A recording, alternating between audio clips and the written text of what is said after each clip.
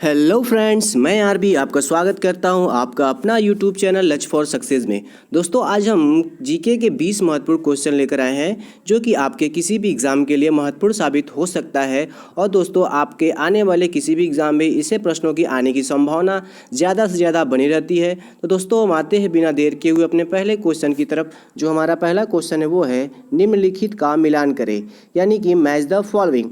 दोस्तों, इसमें आपको बताना है, इसमें कंप्यूटर के कुछ पार्ट्स दिए गए हैं यानी डिवाइस दिए गए हैं, इनको मैच कराना है। तो देखते हैं, हम आते हैं इनको मैच कराते हैं, देखते हैं कि इनका मिलान किसके साथ है। अगर हम देखें इनपुट डिवाइस, तो इनपुट डिवाइस दोस्तों हमारा इसमें क्या होगा, टच स्क्रीन हो जाएगा।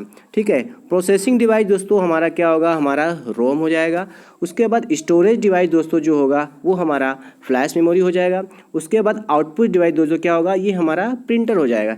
यानी कि अगर हम देखें तो ए का 2 और बी का 1, अगर हम देखें ए का 2 और बी का 1 आपका इसमें सी वाले ऑप्शन में है, यानी कि इस प्रश्न का जो आंसर होगा वो हमारा सी होगा। दोस्तों, हम बता दें कि इनपुट डिवाइस उसको बोलते हैं जिसके द्वारा हम कंप्यूटर में निर्देश या आदेश भेजते हैं, वो इनपुट डिवाइस होता है, जैसे कीबोर्ड, माउस। ठीक है दोस्तों। उसके बाद प्रोसेसिंग डिवाइस जो हमारा रोम है, इसको बोलते हैं रीड ओनली मेमोरी, यानी कि ये कंप्यूटर में एक ऐसा डाटा होता है जिसको हम लोग केवल पढ़ सकते हैं, उसमें कोई चेंजिंग नहीं कर सकते। स्टोरेज डिवाइस दोस्तों, इसमें कंप्यूटर के कोई भी प्रोग्राम वगैरह या कोई फाइल वगैरह हम लोग सेव करते हैं, वो हमारी मेमोरी में होती है। आउटपुट डिवाइस दोस्तों ये होता है प्रिंटर, या जिसके द्वारा हम कोई भी रिजल्ट प्राप्त करते हैं या परिणाम प्राप्त करते हैं, उसको हम लोग क्या बोलते हैं, आउटपुट डिवाइस। जैसे मॉनिटर, कंप्यूटर, ये हमारे आउटपुट डिवाइस होते हैं। ठीक है। हम आते हैं अपने अगले क्वेश्चन की तरफ। जो हमारा अगला क्वेश्चन है वो है एक विकार जिसमें एक व्यक्ति दूर की वस्तु को स्पष्ट रूप से नहीं देख सकता है, उसे क्या कहा जाता है। यानी कि एक ऐसी बीमारी जिससे व्यक्ति को दूर की वस्तु साफ नहीं दिखती, उसको क्या बोलते हैं। आपका ऑप्शन है मायोपिया, हाइपरमेट्रोपिया, नाइट ब्लाइंडनेस या स्ट्रैबिज्म। दोस्तों, इस प्रश्न का जो आंसर होगा वो हमारा मायोपिया होगा, यानी कि निकट दृष्टि दोष। निकट दृष्टि दोष में दोस्तों निकट की वस्तु साफ दिखती है लेकिन दूर की वस्तु साफ नहीं दिखती है। उसके बाद हाइपरमेट्रोपिया में दोस्तों, हाइपरमेट्रोपिया में दूर की वस्तु साफ दिखती है लेकिन निकट की वस्तु साफ नहीं दिखती। उसके बाद नाइट ब्लाइंडनेस यानी रतौंधी, ये विटामिन ए की कमी से होती है। ठीक है। हम आते हैं अपने अगले क्वेश्चन की तरफ। जो हमारा अगला क्वेश्चन है वो है कौन सा अंतर्राष्ट्रीय हवाई अड्डा पूर्ण रूप से सौर ऊर्जा पर संचालित दुनिया का पहला हवाई अड्डा बन गया। यानी कि वो कौन सा हवाई अड्डा है जो पूरी तरह से सौर ऊर्जा से चलता है और पूरी दुनिया का पहला हवाई अड्डा बन गया। आपका ऑप्शन है त्रिवेंद्रम अंतर्राष्ट्रीय हवाई अड्डा, कोचीन अंतर्राष्ट्रीय हवाई अड्डा, गोवा अंतर्राष्ट्रीय हवाई अड्डा या अमृतसर अंतर्राष्ट्रीय हवाई अड्डा। दोस्तों, इस प्रश्न का जो आंसर होगा वो हमारा बी होगा, यानी कोच्चि अंतर्राष्ट्रीय हवाई अड्डा केरल में पड़ता है। ये दुनिया का और भारत का भी पहला ऐसा इंटरनेशनल एयरपोर्ट है जहाँ पे पूरा सिस्टम सोलर पावर से बनाया गया है। हम आते हैं अपने अगले क्वेश्चन की तरफ। जो हमारा अगला क्वेश्चन है वो है सिपाही बगावत कहाँ से शुरू हुई थी। यानी कि आपको बताना है सिपाही बगावत, कौन सा सिपाही बगावत, वही सिपाही बगावत जो 1857 की क्रांति में भारत को आज़ाद कराने के लिए महत्वपूर्ण योगदान दिया था। तो आपका ऑप्शन है झांसी, कानपुर, लखनऊ या मेरठ। दोस्तों, इस प्रश्न का जो आंसर होगा वो हमारा मेरठ होगा, जो कि 10 मई को यहाँ पे मंगल पांडे द्वारा यह बगावत किया गया था। ठीक है। और भारत को आज़ाद कराने में इस आंदोलन का महत्वपूर्ण योगदान था। उसके बाद दोस्तों झांसी जो था, झांसी से रानी लक्ष्मीबाई ने बगावत किया था, और कानपुर से नाना साहब ने बगावत किया था, और लखनऊ से दोस्तों हमारी बेगम हजरत महल ने बगावत किया था। ठीक है दोस्तों, हम आते हैं अपने अगले क्वेश्चन की तरफ। क्वेश्चन है वो है सबसे उष्ण ग्रह कौन सा है, यानी कि which is the hottest planet. यानी कि आपको बताना है कि इनमें चारों में से सबसे गर्म ग्रह कौन सा है। आपका ऑप्शन है मरकरी, अर्थ, वीनस, मार्स। इस प्रश्न का जो आंसर होगा वो हमारा वीनस होगा, यानी कि वीनस का मतलब शुक्र। ठीक है। जो शुक्र ग्रह है वो हमारा सबसे गर्म होता है और इसके साँझ का तारा भी बोलते हैं और पृथ्वी की बहन भी बोलते हैं। ठीक है। हम आते हैं अपने अगले क्वेश्चन की तरफ। जो हमारा अगला क्वेश्चन है वो है दिल्ली सल्तनत की एकमात्र महिला शासक कौन थी। यानी कि आपको बताना है कि दिल्ली सल्तनत की एकमात्र महिला शासक कौन थी। आपका ऑप्शन है चांद बीबी, मुमताज़ महल, रजिया सुल्तान या नूरजहां। दोस्तों, इस प्रश्न का जो आंसर होगा वो हमारा सी होगा, यानी कि रजिया सुल्तान एकमात्र दिल्ली सल्तनत की महिला शासिका थी जिसका शासनकाल 1236 से लेके 1240 तक था। ठीक है। उसके बाद चांद बीबी दोस्तों ये गोलकुंडा की शासक थी। मुमताज़ महल शाहजहाँ की बीवी थी, ये कोई शासक शासिका नहीं थी। नूरजहाँ दोस्तों, नूरजहाँ जहांगीर की बीवी थी, इन्होंने भी शासन किया लेकिन वो नाम मात्र था, लेकिन उनमें ज़्यादातर उन्होंने सत्ता में हस्तक्षेप नूरजहाँ ने किया, जहांगीर सिर्फ नाम मात्र का शासक था। ठीक है, हम आते हैं अपने अगले क्वेश्चन की तरफ। जो हमारा अगला क्वेश्चन है वो है, निम्नलिखित में कौन सा खाद्य के लिए सहायक के रूप में नहीं माना जाता। यानी कि आपको बताना है कि इन चारों में से कौन से ऐसी वस्तु है जिसका खाद्य में कोई उपयोग नहीं होता है। तो हम आज देखते हैं, आपका ऑप्शन है अंडे का बाहरी आवरण, लकड़ी का बुरादा, चाय का बैग या फिर मछली की हड्डी। दोस्तों इस प्रश्न का जो आंसर होगा वो हमारा डी होगा, यानी कि मछली की हड्डी से जो कि खाद नहीं बनते हैं पौधों के लिए, बाकी अंडे का जो छिलका होता है बाहरी और उससे बनता है, लकड़ी का बुरादा बनता है, चाय बैग बनता है, चाय के बैग से भी बनता है।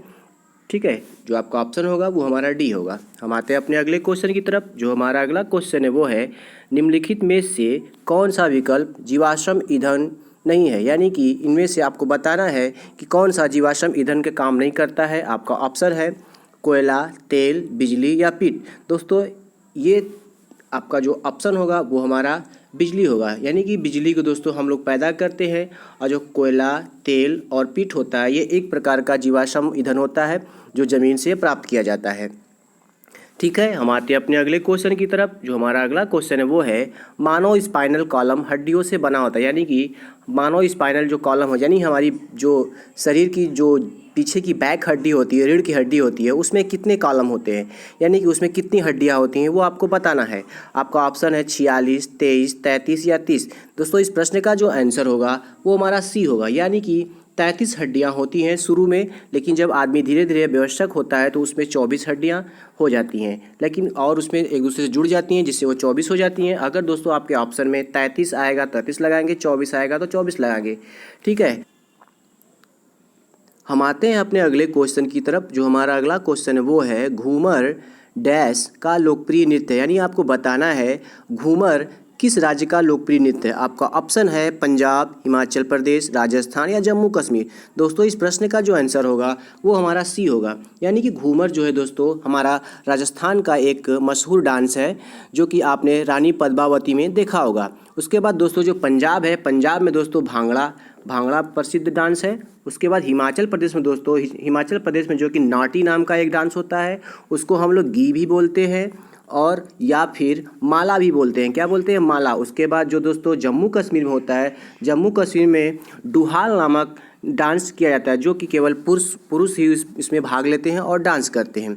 ठीक, हम आते हैं अपने अगले क्वेश्चन की तरफ। जो हमारा अगला क्वेश्चन है वो है, निम्नलिखित का सही मिलान करें।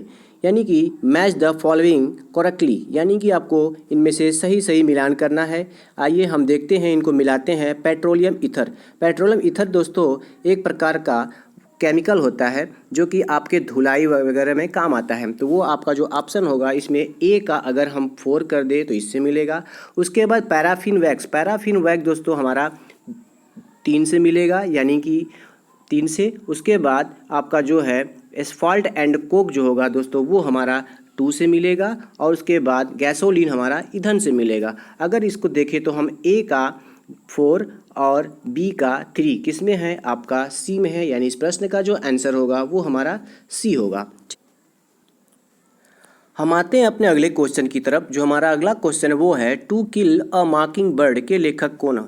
यानी कि आपको बताना है एक टू किल अ मॉकिंग बर्ड एक उपन्यास है, इसके लेखक कौन है। आपका ऑप्शन है उम्बर्तो इको, सलमान रुश्दी, जेके रॉलिंग या हार्पर ली। दोस्तों इस प्रश्न का जो आंसर होगा वो हमारा डी होगा, यानी कि हार्पर ली अमेरिका के एक उपन्यासकार थे जो बाद में इनकी पुस्तक को पुलित्जर पुरस्कार से भी नवाजा गया था। ठीक है, हम आते हैं अपने अगले क्वेश्चन की तरफ। जो हमारा अगला क्वेश्चन है वो है, हवा में अम्ल वर्षा ... के छोड़े जाने की कारण होती है। यानी कि हवा में जो अम्ल वर्षा होती है वो किसके कारण होती है। आपका ऑप्शन है कार्बन डाइऑक्साइड और कार्बन मोनोऑक्साइड, सल्फर डाइऑक्साइड और नाइट्रोजन ऑक्साइड, नाइट्रस ऑक्साइड और ओजोन, ऑक्सीजन और जल वाष्प। दोस्तों इस प्रश्न का जो आंसर होगा वो हमारा बी होगा, यानी कि सल्फर डाइऑक्साइड और नाइट्रोजन ऑक्साइड के कारण हवा में अम्ल वर्षा होती है। और दोस्तों ऐसे वर्षा में नहाने से हमारे बॉडी में तरह तरह के फुंसी और पिंपल्स निकलते हैं, इसलिए लोग बोलते हैं कि बारिश के पहले पानी में नहीं नहाना चाहिए। उसमें सल्फर डाइऑक्साइड और नाइट्रोजन ऑक्साइड होते हैं जो एक तरह का एसिड होता है। ठीक है, हम आते हैं अपने अगले क्वेश्चन की तरफ। जो हमारा अगला क्वेश्चन है वो है, महात्मा गांधी को दक्षिण अफ्रीका में एम्बुलेंस सेवाओं में उनके योगदान के लिए अंग्रेजों के कैसर ए हिंद पदक से किसने सम्मानित किया था। यानी कि महात्मा गांधी ने जब 1915 में दक्षिण अफ्रीका में थे तो उन्होंने वहाँ पे प्रथम विश्व युद्ध में बहुत से लोगों का इलाज किया था, यानी सहयोग किया था, तो उनको कैसरे हिंद उपाधि दिया गया था। उनको किसने दिया था? आपका ऑप्शन है lord Dalhousie, lord Canning, lord Hardinge या लॉर्ड कर्जन। दोस्तों इस प्रश्न का जो आंसर होगा वो हमारा लॉर्ड हार्डिंग होगा। लॉर्ड हार्डिंग ने दोस्तों 1915 में महात्मा गांधी को कैसरे हिंद की उपाधि दी गई थी। उसके बाद 1919 में जब जालियांवाला बाग हत्याकांड होता है तो गांधी जी ने इस उपाधि का त्याग दिया था। ठीक है दोस्तों, हम आते हैं अपने अगले क्वेश्चन की तरफ। जो हमारा अगला क्वेश्चन है वो है, महाभारत का युद्ध ... दिनों तक चला था। यानी आपको बताना है जो महाभारत का युद्ध जो सबसे बड़ा युद्ध माना जाता है वो चला था, वो कितने दिन तक चला था। आपका ऑप्शन है 17 दिन, 18 दिन, 19 दिन या 21 दिन। दोस्तों इस प्रश्न का जो आंसर होगा वो हमारा बी होगा, यानी कि 18 दिन चला था। और दोस्तों महाभारत का युद्ध कहाँ हुआ था आपको बता दे, ये चंडीगढ़ के कुरुक्षेत्र नामक स्थान पे। हम आते हैं अपने अगले क्वेश्चन की तरफ। जो हमारा अगला क्वेश्चन है वो है, गर्भ में पल रहे शिशु को माँ के किस भाग से आहार पहुँचता है। यानी आपको बताना है किसी महिला के गर्भ में जब बच्चा पलता है तो उसको जो भी पौष्टिक आहार वगैरह जो भी मिलते हैं वो कैसे पहुँचते हैं। आपका ऑप्शन है फैलोपियन ट्यूब, ओवरी, प्लेसेंटा या गर्भाशय। दोस्तों इस प्रश्न का जो आंसर होगा वो हमारा सी होगा, यानी प्लेसेंटा, यानी कि गर्भनाल। क्या बोलते हैं दोस्तों? गर्भनाल। गर्भनाल के द्वारा ही किसी भी शिशु को उसको जरूरी पोषण आहार पहुंचते हैं। उसके बाद फैलोपियन ट्यूब, दोस्तों फैलोपियन ट्यूब से ही अंडाणु निकलते हैं, तभी कोई महिला गर्भवती हो जाती है। अगर दोस्तों ये ब्लॉक हो जाता है तो कोई भी महिला बांझपन का शिकार हो जाती है। ठीक है, हम आते हैं अपने अगले क्वेश्चन की तरफ। जो हमारा अगला क्वेश्चन है वो है, महाभारत का फारसी में अनुवाद किसने किया था। यानी कि दोस्तों आपको बताना है किसने महाभारत का फारसी में अनुवाद किया था। आपका ऑप्शन है नकीब खान, अब्दुल समद, अब्दुल रहीम खान खाना या मुल्ला दो प्याजा। दोस्तों इस प्रश्न का जो आंसर होगा वो हमारा ए होगा, यानी कि नकीब खान ने महाभारत का फारसी में अनुवाद किया था। और इनके साथ दोस्तों नकीब खान के साथ एक और लेखक थे जिसका नाम अब्दुल कादिर बदायूनी था। ठीक है, क्या नाम था? अब्दुल कादिर बदानी और नकीब खान ने मिलकर महाभारत का जो कि फारसी अनुवाद किया था। ठीक है, हम आते हैं अपने अगले क्वेश्चन की तरफ। जो हमारा अगला क्वेश्चन है वो है, विटामिन ए का रासायनिक नाम है। यानी कि आपको बताना है विटामिन ए का रासायनिक नाम क्या है।